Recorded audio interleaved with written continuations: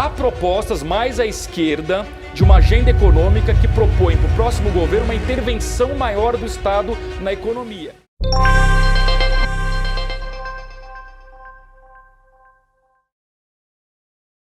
Mas a reforma administrativa que está aí se afasta completamente disso, né, Luísa Turra? A começar porque ela não alcança os privilegiados, né? O Poder Judiciário, o Ministério Público. Essa reforma administrativa não abrange, não tem um impacto fiscal visível, né? Pelo menos não a curto prazo. Ela foi completamente ali deturpada, distorcida no Congresso. Não me diga! Então tem uma dificuldade grande do governo também levar a cabo reformas mais amplas, mais abrangentes. A mesma coisa, você mesmo repetiu aqui, pode ser dita sobre a reforma tributária.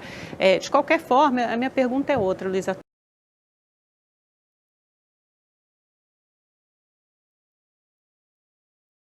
No Boletim Focus, que a gente mencionou aqui no começo da entrevista, a gente falou sobre inflação, mas outra variável que chama atenção, outro indicador é o crescimento, é o PIB. Então, para esse ano está previsto algo em torno de 5%, pouco acima de 5%, e no ano que vem essa perspectiva já cai, essa expectativa do mercado já cai para 1,5%, sendo que tem vários grandes bancos e consultorias já apostando em menos de 1%. Itaú, por exemplo, tem uma estimativa de crescimento de apenas 0,5%. O que explica essa volta em V, para usar uma linguagem do Paulo Guedes, neste ano, em particular em 2021, e de repente aquele crescimento, aquele voo de galinha de volta, a gente volta para aquele cenário anterior já a partir do ano que vem, em 2022, só 1,5%. Na verdade, Amanda, por que o Brasil está crescendo 5% esse ano? Porque está recuperando o tombo do ano passado, que foi 4,1%. Tem aquele carregamento também. Exatamente, é um carregamento, assim, é uma recuperação. E agora, no segundo semestre, que foi o que eu disse há pouco para o Silvio, a boa notícia é o setor de serviços, por conta da vacinação, e o setor de serviços representa 70% da economia, ele voltou a funcionar. Foi o setor que mais sofreu no lockdown, foi o que mais apanhou o ano passado. Enquanto a indústria foi bem o ano passado, o agronegócio foi bem, o setor de serviços apanhou. Agora, nesse ano, as coisas se inverteram. A indústria está mais ou menos, o agronegócio com dificuldade por questões climáticas, né, seca e geada. Agora, o setor de serviços está bombando no segundo semestre. Então, uma recuperação deste ano provocada pelo setor de serviços. Aí no ano que vem as coisas voltam a se equilibrar. O Brasil volta ao patamar da mediocridade, que é crescer o quê? 1,5%, 2%. Como é que o Brasil vai fazer para crescer 3% ao ano, se quiser, nos próximos 10 anos? Tem que fazer as reformas. Então, um ponto de atenção que eu falo é o seguinte: adiar as reformas para o próximo governo é adiar o potencial de crescimento econômico. E eu faço um alerta, né? Há propostas mais à esquerda de uma agenda econômica que propõe para o próximo governo uma intervenção maior do Estado na economia. O que a gente vai colher é inflação mais alta e crescimento mais baixo. Então, achar que o Brasil vai crescer com um modelo em que o Estado promove o crescimento econômico, na minha opinião, não funciona. A gente vai simplesmente criar um Estado ainda mais inchado, com rombo nas contas públicas ainda maior, e a gente vai colher mais inflação e menos crescimento econômico.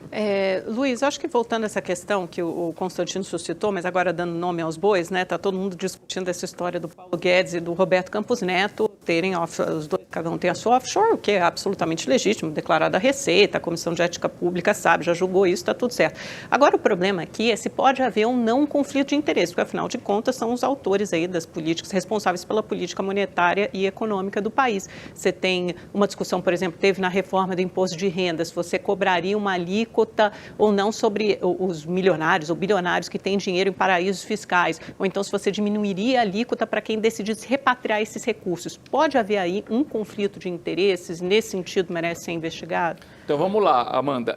Se o ministro Paulo Guedes e o presidente do Banco Central fizerem alguma proposta de mudança de lei, legislação, que possa beneficiar o patrimônio deles no exterior, obviamente que há um conflito de interesse. O que eu acho uma grande bobagem que eu tenho lido na mídia é achar que o ministro Paulo Guedes e o presidente do Banco Central, por terem dinheiro no exterior, de que eles têm interesse em fazer com que o dólar fique mais caro no Brasil, porque aí quando eles converterem o dólar em reais, eles vão ficar mais ricos. Em primeiro lugar, lamento informar que quem tem dinheiro no exterior não tem nenhum interesse em trazer para o Brasil. Então ele não vai converter para reais, ele não vai trazer o dinheiro para o Brasil. Portanto, se o dólar está a 5, a 3 ou a 7, não altera em nada a vida de quem tem dinheiro lá fora. Porque essa pessoa que decidiu guardar o patrimônio dela no exterior, ela não quer trazer o dinheiro para o Brasil. Ao contrário, ela quer manter lá fora para proteger das turbulências do Brasil. Em segundo lugar, hoje o que determina se o dólar está a 5,50, a 6 ou a 5, não é o Paulo Guedes nem o presidente do Banco Central. São dois fatores cruciais. O primeiro é o quanto o Banco Central americano vai subir de juros. E isso a gente não controla, nem o presidente americano Biden controla quanto o Banco Central americano vai subir de juros. Quanto mais eles subirem no ano que vem, mais o dólar vai encarecer no Brasil. Esse é o ponto número 1. E o ponto número 2, na minha opinião, o que determina o valor do dólar no Brasil é a crise política. É o ruído, é o conflito de governadores, prefeitos, presidente da República, Congresso Nacional, Supremo Tribunal Federal. São todos os agentes públicos brigando entre si, cria um clima de incerteza, afasta o investidor estrangeiro, faz com que o dólar suba. Ou seja, o Paulo Guedes e o presidente do Banco Central, o poder que eles têm de determinar se o dólar está a 5,50, 5,70 ou 5,30 é desse tamanho. Então, para resumir, eles não têm poder de determinar quanto vale o câmbio. Agora, se eles quiserem propor alguma norma nova do ponto de vista de legislação que possa beneficiá-los, aí sim haveria um conflito de interesses.